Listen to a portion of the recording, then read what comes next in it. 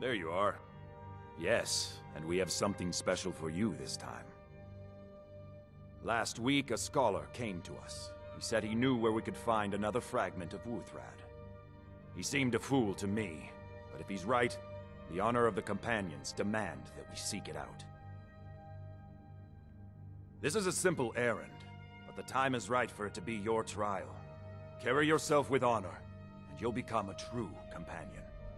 Farkas will be your shield sibling on this venture, Whelp. He'll answer any questions you have. Try not to disappoint, or to get him killed.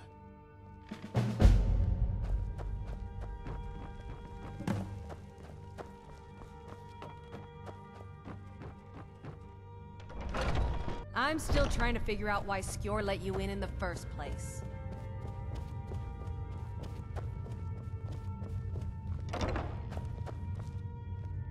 I hope you've read it yourself. So I'm told. Let's see if you impress.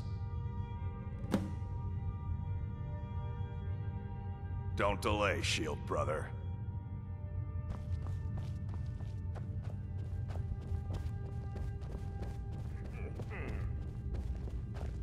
I was new.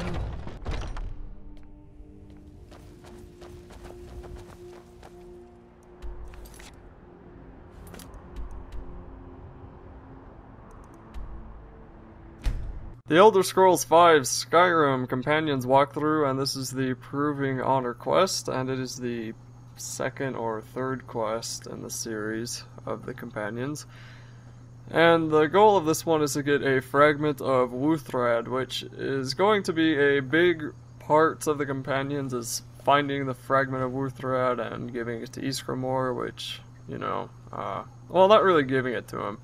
None of those are really very spoiler anyway, and since this walkthrough is almost a year old, I don't really think I could spoil anything.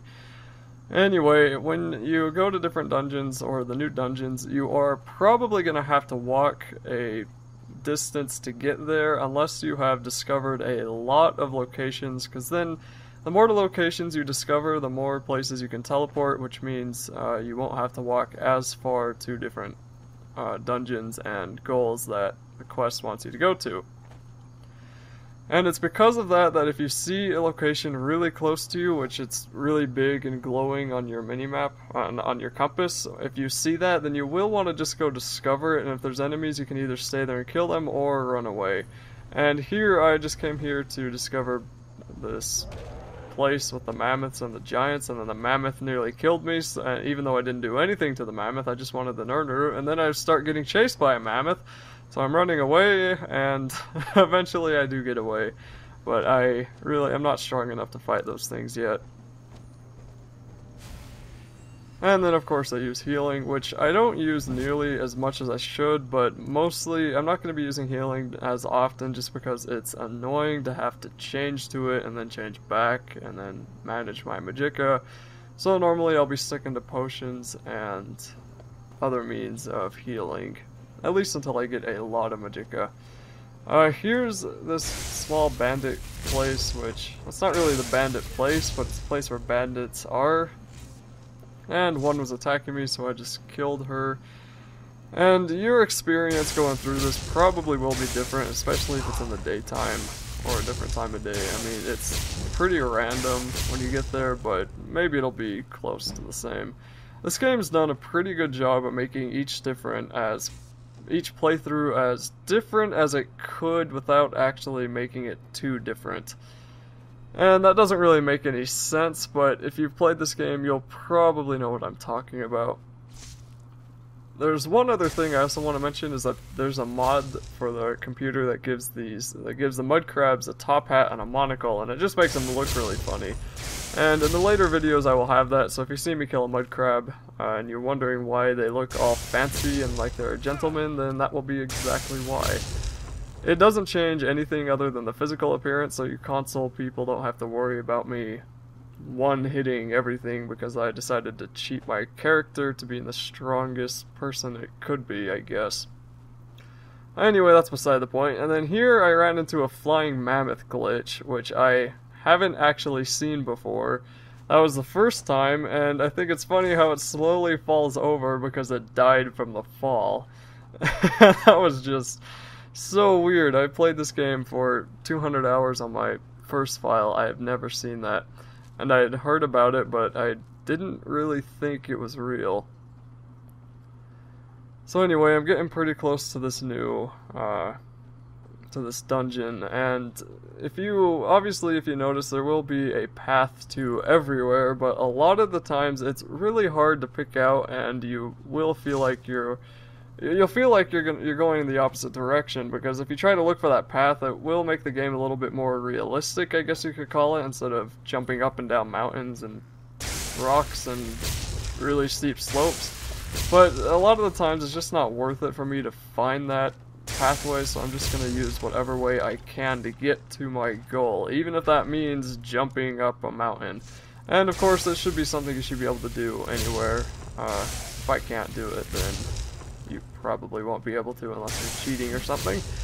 And right next to this dungeon, there's this dragger here, which is it's a restless dragger, but he's just one of the many dragger you're gonna run into in this game. And I think Bethesda did it over the top with the amount of undead creatures.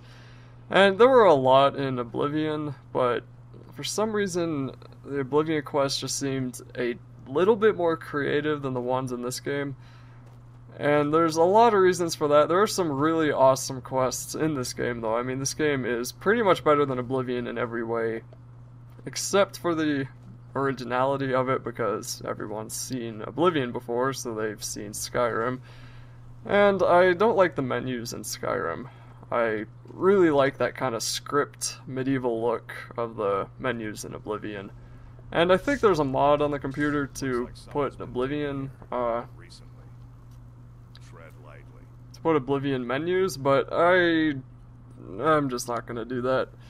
Also, if you see a pickaxe, you'll want to pick that up, and you'll want to keep an eye out for ores, veins of ore that you find in dungeons. They're usually in caves more than crypts like this, and that's obviously going to be useful for smithing later on.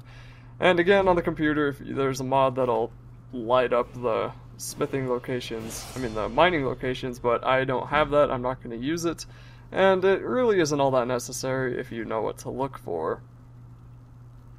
So inside this dungeon, you will notice that what this dungeon looks like, or what this crypt looks like, is pretty much what a lot of the other ones that are crypts, that's what they're going to look like, it's this. And it's not nearly as bad as in Oblivion. In Oblivion, every single cave looks exactly the same. All the Iliad ruins look the same, but in this game they do a pretty good job of making them look different, even though you can tell they are essentially the same. And that's fine. I don't really pay attention to the environment that often. And they do put in some pretty creative things, like different puzzles and traps and things to keep you on your feet, which Oblivion didn't always have. And I'm going to try my best to avoid comparing Oblivion to this game, but it's kind of just seems impossible because Oblivion was such a fun one, and it had a lot of problems, but, you could compare Skyrim and Oblivion all day, I think. And of course, one upside to Skyrim, one major upside, is the combat improvements, and the only way to really show how much better it is or to see how much better it is, would be to play Oblivion somewhat extensively, and then play Skyrim, and you wouldn't even have to play Skyrim hardly at all, just to know right away, oh my gosh, this is a heck of a lot better than Oblivion was, combat-wise. And the reason for that, I think, is just because it's more responsive, your character feels like he has weight to him, there's a little bit more realistic movements, the magic is awesome, being able to dual cast and use a sword and cast. Which I will, at some points I'll be wielding a sword and then healing myself or using lightning. But for the most part I just use dual casting with lightning. Or I guess it's shock, it's not really lightning. Also, when you are inside these different crypts and dungeons and caves and whatever else, you're going to want to pay attention to the things around you, search everything, especially at the beginning.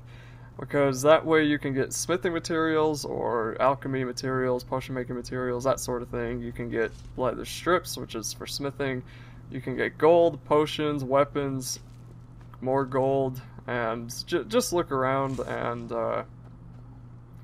keep an eye out. Now for the rest of this video, it's just going to be me going through the dungeon, and I don't want to talk too much about it because there's not really much for me to talk about, and a lot of it is a lot of NPC talking.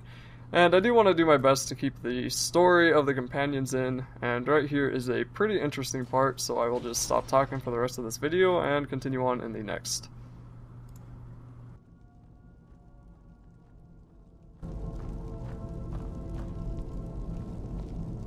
Now look what you've gotten yourself into.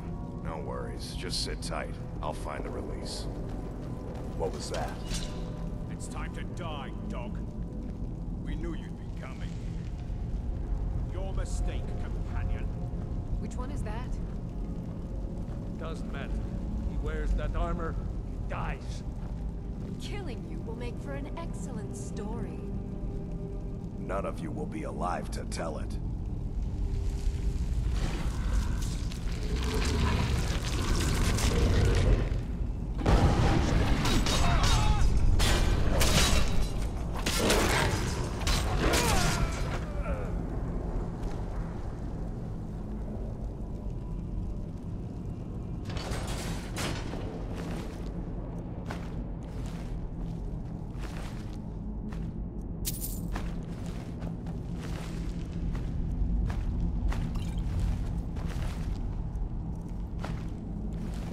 I hope I didn't scare you.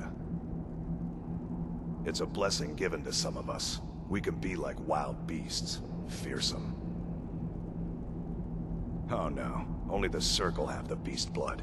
Prove your honor to be a companion. Eyes on the prey, not the horizon. We should keep moving. Still the Draugr to worry about.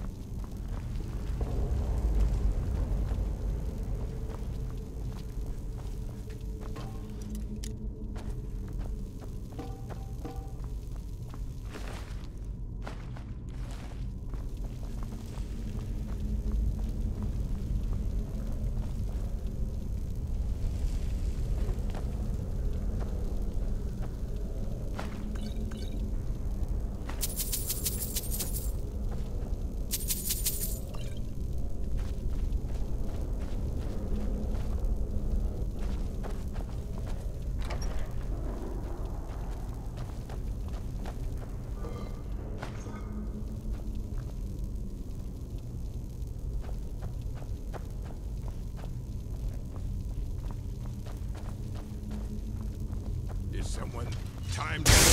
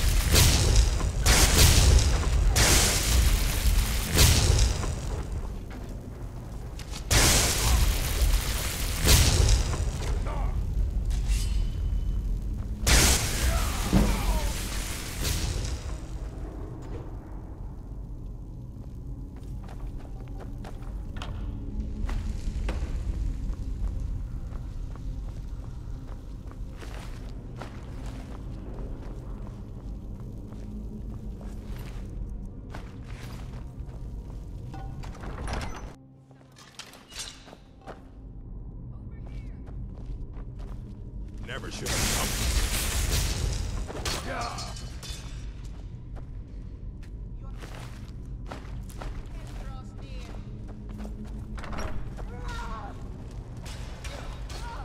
I'm getting out of here.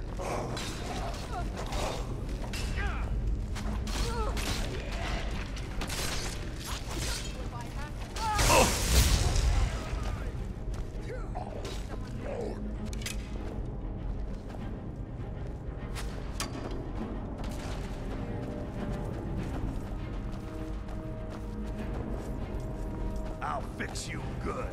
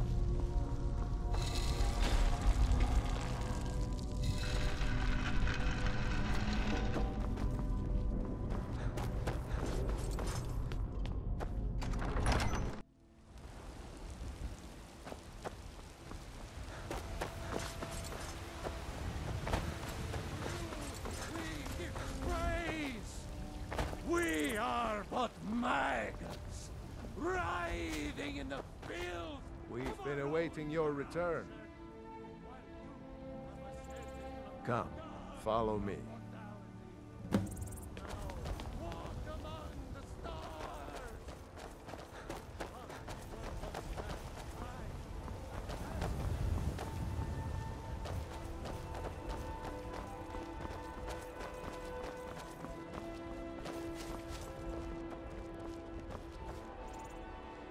Brothers and sisters of the Circle, today we welcome a new soul to our mortal fold. This man has endured, has challenged, and has shown his valor. Who will speak for him? I stand witness to the courage of the soul before us. Would you raise your shield in his defense? I would stand at his back, that the world might never overtake us. And would you raise your sword in his honor? It stands ready to meet the blood of his foes. And would you raise a mug in his name? I would lead the song of triumph as our mead hall reveled in his stories. Then the judgment of this circle is complete. His heart beats with fury and courage that have united the companions since the days of the distant green summers. Let it beat with ours, that the mountains may echo and our enemies may tremble at the call. It shall be so. Well, boy, you're one of us now. I trust you won't disappoint.